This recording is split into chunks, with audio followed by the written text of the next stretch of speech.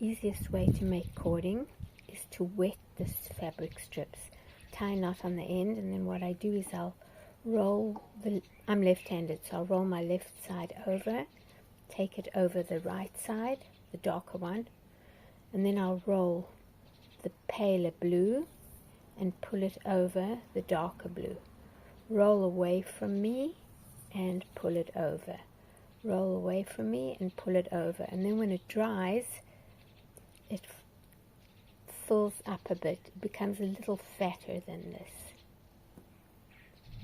When I want to add onto the thread, what I basically do is I leave about 10 centimeters of the shorter color, and then I lay the second color on it, and I start rolling it to the left together, and I roll it quite firmly, and then I flip both of them over the darker piece, then I roll the dark piece and flip it over, and I keep rolling so that it becomes one. Flip it over, roll, and then here, when I get to the edge, is I roll it really tightly and flip it over. And then you can see here it's more or less become one thread. I have these strips which I'm sorting according to the colors and cutting them into shorter strips because I'm going to be wrapping them around this knitting needle again, and I want a bunch of different colors in each bead.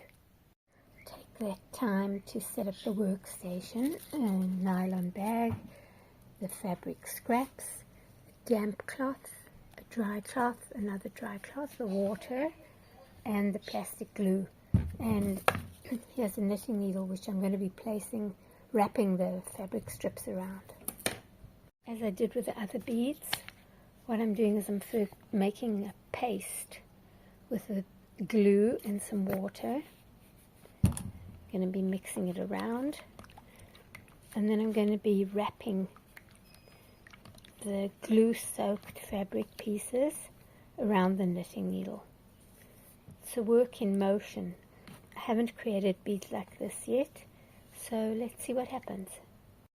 What I'm doing is I'm taking a strip that I've soaked in the glue and I'm wrapping it around, and I'm not wrapping it around like this.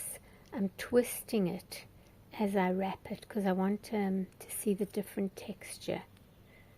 Here you see I'm rolling it and wrapping it, and then I'm taking a different color, also wetting it, doing the same thing, pressing it down, rolling it a bit because I want it to be interesting, and then I'm taking it below and above, and then I'll just basically squish everything together. Then I'll be adding more pieces to it.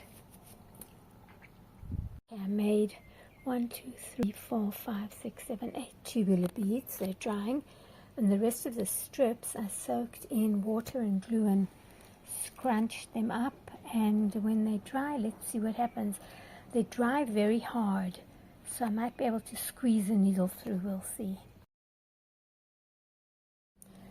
The day before yesterday, I glued the edge of the twine, and what I'm going to be doing now is, why do I glue it? Because I want it to be hard, and I'm going to be threading the beads on. So what I do now is, on this glued edge, is I'm going to be cutting a point. So now I've got a point, and it's going to be easy for me to thread the beads on. That's what I'm going to be doing, but I'll be doing it in a minute. These are the beads that I have, and these are the longer tubular beads that I made, and they're dry. So now I'm taking them off the knitting needle. Just basically pull them off. They're sitting on that nylon that I wrapped around and taped down.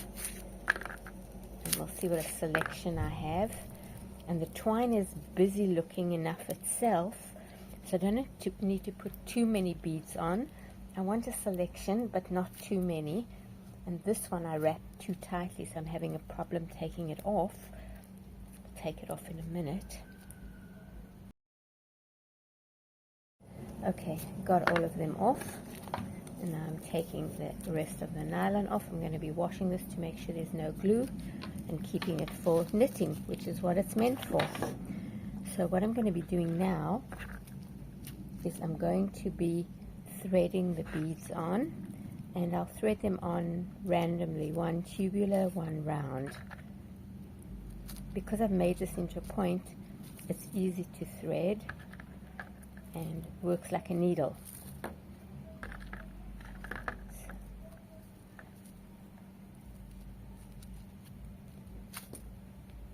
These are the rolled glued beads that I made yesterday, and as you can see, they're very interesting. They don't look like they're rolled. Okay, I've threaded them all on, and now I have to decide where I'm going to place them. Okay, I'm going to be staggering them on the cord, and because I wrap the cord around to create the necklace, and I want to see a bead here and there. So I'm just pulling it along, and then I have to see whether I need to make a knot before and after, and I'll see in a minute. The cord is 8 meters. I have 15 beads. I want to space them on the cord, so I'm pulling them up and placing them more or less 45 to 50 centimeters apart. How do I make sure that they stay in place? I'm going to be needing to tie a knot on either side of the bead. So what I'm doing is I'm just taking pieces that are between 10 to 12 pieces long, and I'm going to be tying on either side of the bead. I need 30 short strips because I have 15 beads, and I need to tie a knot on either side. Getting close to the 30. Okay, what I'm doing now is I'm taking one of the blue pieces and I'm tying it. Lots of threads. I'm going to be wrapping it around and tying it. I basically want to make an obstruction that the bead won't be able to go over, and it won't slide. It will help to keep it in place. So I'm creating something sort of like a mini bead. Let's see. Yep, that holds it in place. Maybe one more knot, and we'll see. Okay, so that's the first side of the bead. I'll be cutting these off, maybe leaving a small piece. I'll see what it looks like. I'm doing one on the other side as well to hold it in place. Tying it again, just basically making an obstruction. So that's what we're going to have on the side of each bead, and I'm cutting all of these off. This is what each bead is going to look like. It's going to be a bead and a knotted piece of fabric strip on either side, which will keep it in place, and it continues the rustic look. I've tied darker blue knots on either side of each bead so they can't slide around. And now to construct the necklace.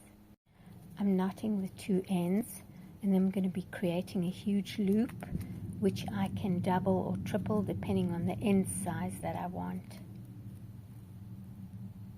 Okay, I've wrapped it. This is the finished necklace. Now how do you wear it? My friend is slightly more voluptuous than I am, so her options are to slip this over her head and it would drop down. The other option is to put two cords, one on either side, and then to use them as ties. And I'm going to be doing that, and I'm going to show you how, if it was made for someone my size, how I would wear it. I put a cord around each end, and what I can do is then, if I would be wanting to wear it like that all the time, I would then knot it here. But because this is just for demonstration purposes, I'm not knotting it. And then it would be worn like this. And the two cords would be used to tie it at the back. Could put a metal chain, but the whole purpose of this practice this time with this necklace is to use upcycled fabrics only.